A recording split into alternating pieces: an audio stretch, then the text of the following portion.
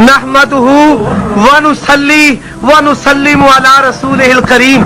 अल्हम्दुलिल्लाह, अल्लाह के फजलो करम से ये बात वाज़ेह हो गई है कि मेरे भाई ने अपने मौक़िफ़ पर अभी तक कोई सही हदीस पेश नहीं की है। ठीक है, तो इंशाअल्लाह रहमान सुने सुने सुने फकीर की भी सुने। इन्होंने जो जवाब दावा लिखा है, नमाज शुरू करते वक्त, रकू जाते हुए, रकू से उठते और तीसरी रकत के आगाज में तर्क रफ़ा यदैन का जो तर्क है अल्लाह के पैगंबर से साबित है।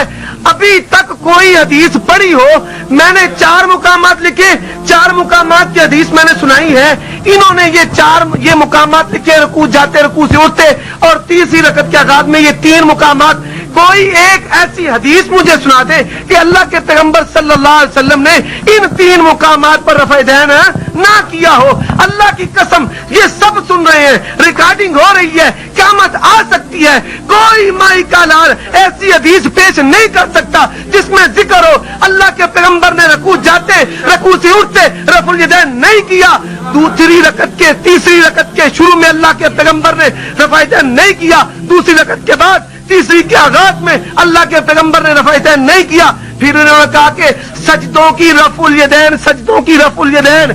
मेरे भाई, अगर सजदों की रफ़ुल यदैन साबित है तो आप क्यों नहीं कर लेते? लोगों को बताएं कि हमने ये हदीस पढ़ी है, इस हदीस पर अमल करते हैं। अहले हदीस ने जो हदीस पढ़ी है उस पर अमल करते हैं।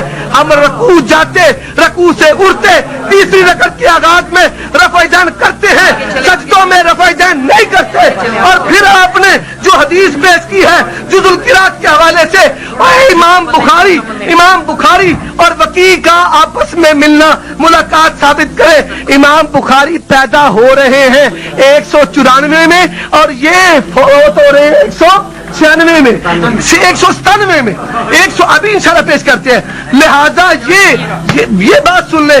और फिर उमरी है, तकरीब तहज़ीब में हाफिज इब्ने हजर रहमतुल्लाह अलैह ने उमरी को ज़ईफ लिखा है। ये मेरे सामने तकरीब तहज़ीब है। अब्दुल्लाह बिन उमर बिन हफ्स बिन आसम इब्ने Umar bin Khattab Abu Abdurrahman अल उमरी अल मदनी ज़ईफुन, ये ज़ईफ है। और वकी और बुखारी की मुलाकात साबित नहीं है। एक बंदा जो पैदाइश से पहले मर जाए उससे कैसे मुलाकात साबित हो सकती है? मैं कह दूं कि मेरी कायदे आज़म से मुलाकात साबित नहीं हो सकता है। मैं फिर उसके बाद ये इन्होंने रिवायत पेश की है सजदों में रफ़ुल यदैन करने की, उसमें कतादा मुदल्लिस है और मुदल्लिस का अनाना क्या होता है? ज़ईफ होता है। मैंने अबू हुमैद अस्साइदी की रिवायत पेश की। अबू हुमैद अस्साइदी को जमहूर ने सिका कहा है और सुफियान ने उसको कतरिया होने की वजह से ज़ईफ कहा। आपके शेख सरफराज ने अतरुल कलाम में लिखा है कतरिया होना कोई जरा नहीं, कतरिया होना कोई जरा नहीं। और ये आपका ऐनी हनफी है, ये लिखता है, क्या लिखता है? कहता है वकाल इब्न मुईन व इब्न सादिन सिकातुन, और इब्ने मुईन और इब्ने साद ने इसको सिक्का कहा है। ये आपका ज़ैली हनफी ये क्या कहता है? अब्दुल हमीद जाफर जो है वलाकिन वस्सकहु अक्सरुल उलमाई, अक्सर उलमा ने इसकी क्या की है? तौसीक की है। और मैदान का हवाला दिया और खयानत की। ये स्वाधा इशारा है ज़हबी का सही होने का। यहाँ पे लिखा है काल निसाइयो ला बासा बिही, और इसी तरह अहमद ने कहा, इब्ने मुईन ने सिक्का कहा इसको। और तुमने ये क्यों ना पढ़ा? अपने बुजुर्ग की बात क्यों ना पढ़ी तुमने? ये हवाला और फिर ये कदरिया वाली जो रिवायत अल कदरिया तो मजूसो हाजिहिल उम्मती, ये इसमें अब्दुल अजीज बिन अबी हातिम जो है काला हद्दसनी बेमना अन अबी है अन इब्ने उमरा। ये देखें, कहते हैं वब्न उमरा वब्न उमर इब्न आस वलम यस्मा मिनहुमा, इन्होंने तो इनसे सुना ही नहीं। तुम ऐसी रवायतें पेश करो जो ज़ईफ हो। मैं अब ये काफ़ी शराइत, ये शराइत में लिखा है। ये शर्त नंबर क्या है? शर्त नंबर इसमें क्या लिखा है? शर्त नंबर 8 निकाले। हजरत सदर मुनाज़ پیش کردہ دلیل پر اصول حدیث پر مبنی پیش کردہ ذرہ کا جواب اصول حدیث کی روشنی میں دیا جائے گا، ورنہ کوئی فریق اگلی دلیل پیش نہیں کر سکتا۔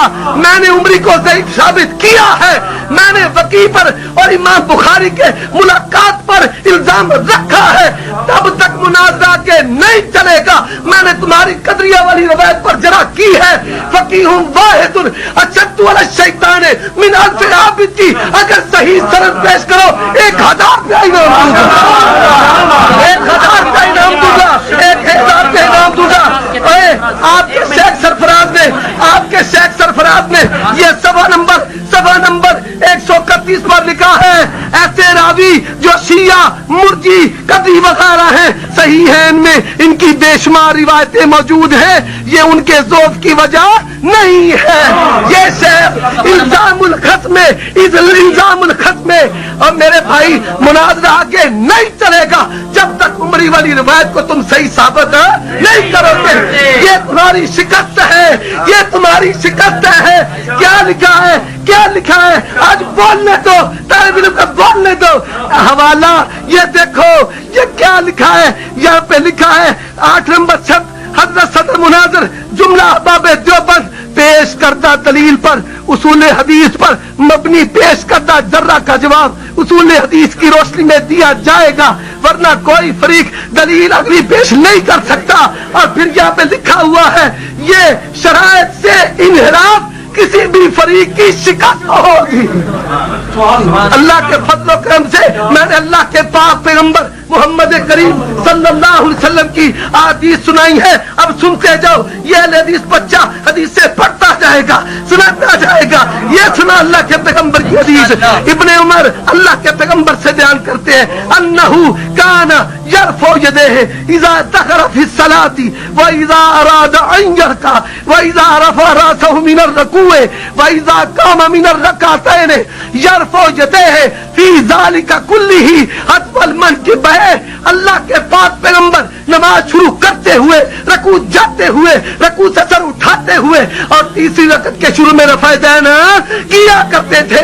یہ ابن خزیمہ، اور دیکھو آج صحیح بھی اہل حدیث کے نصیبے میں صحیح، پہلے صحیح بخاری پڑھی ہے اور پھر صحیح مسلم پڑھی ہے، پھر یہ صحیح ابن خزیمہ، صحیح ابن حبان، یہ میں نے حدیث کی کتابیں صحیح اللہ کے پیغمبر کی حدیث سنائی ہے کہ اللہ کے پاک پیغمبر رکوع جاتے، رکوع سے سر اٹھاتے اور تیسری رکعت کے شروع میں آغاز میں رفع دین کیا کرتے تھے۔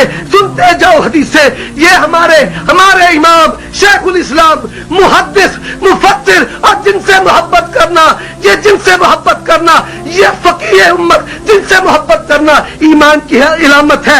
ابو ہریرہ کہتے ہیں اخبرنا ابو طاہر، ابو ہریرہ رضی اللہ تعالیٰ عنہ، یہ شیخ الاسلام محدث، اخبرنا ابو طاہر حدثنا ابو بکر حدثنا ابو زہیر عبد المجید بن ابراہیم السندہ پڑھندیو حدثنا شعیب یعنی ابن یحییٰ اخبرنا یحییٰ بن ایوب عن ابن جریج عن ابن شہاب عن ابی بکر ابن عبد الرحمن ابن الحارث انہو سمع ابا ہریرہ، انہوں نے ابو ہریرہ سے سنا، وہ کہتے اللہ کے پیغمبر جب نماز شروع کرتے رفع دین کرتے، جب رکوع جاتے رفع دین کرتے، جب رکوع سے ہوتے رفع دین کرتے، اور اسی طرح وَإِذَا قَامَ مِنَ الرَّكْعَتَيْنِ فَعَلَ مِثْلَ ذَلِكَ، اللہ کے پاک پیغمبر 2 رکعتوں کے بعد رفع دین کرتے۔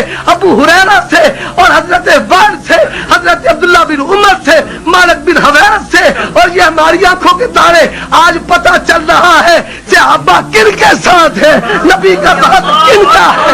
آج ابھی تک کوئی اپنے موقع پر دلیل پیش نہیں کی، اور اگر سجدوں کی رفع دین ہے تو مان کیوں نہیں لیتے؟ لوگوں کو ہم نہیں کرتے، ہم کہتے ہیں صحیح بخاری میں ہے وَلَا يَرْفَعُ فِي السُّجُودِ وَلَا يَرْفَعُ حِينَ يَسْجُدُ وَلَا يَرْفَعُ حِينَ يَرْفَعُ رَأْسَهُ مِنَ السُّجُودِ، نہ سجدہ جاتے، نہ سجدوں کے درمیان، نہ سجدوں کے اٹھ کر اللہ کے پاک پیغمبر محمد کریم صلی اللہ علیہ وآلہ وسلم، اللہ کے یہ محدث زبیر علی زئی، اللہ اس پر رحمت کرے، یہ ساری برکتیں ہیں۔ اہل حدیث کو اس نے تاڑ دیا ہے، باطل فرقوں کو تاڑ دیا ہے یہ محدث، اور اس نے اپنی کتاب میں اس روایت کو منقطع لکھا ہے۔ یہ عمری والی روایت منازع آگے نہیں چلے گا جب تک اس کا جواب نہیں آئے گا۔ ابھی تک کوئی اپنے موقع پر دلیل پیش نہیں کر سکے۔